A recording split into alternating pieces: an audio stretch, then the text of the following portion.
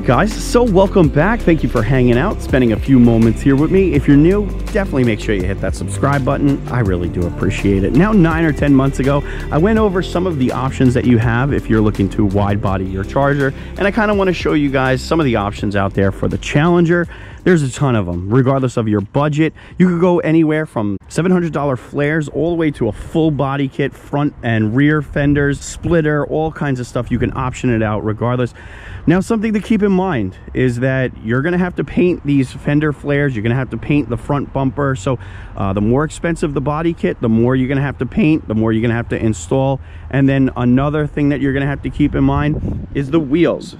You know, you're going to want a negative 2.5 offset or some kind of wheel that's going to kick it out to accommodate that wider stance. It does give it a more menacing look, and the wheels are extremely important. This has a negative 2.5 offset with 315 tires all the way around, so that is a very healthy expense in addition to actually doing the fender flare itself. Some of the fender flares out there start off at $700, and you could take your Challenger and just slap these kind of fender flares on there.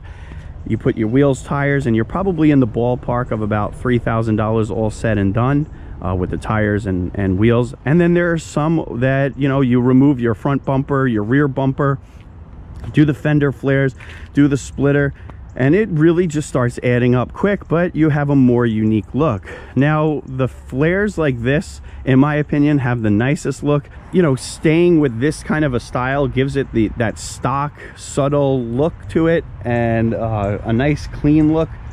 But, you know, different strokes for different folks. So I'm gonna go over some of those options for you guys, and you pick which one is you know, the best for you. The best part about these Mopars is there's a ton of upgrades, there's a ton of mods that separate you from the next person.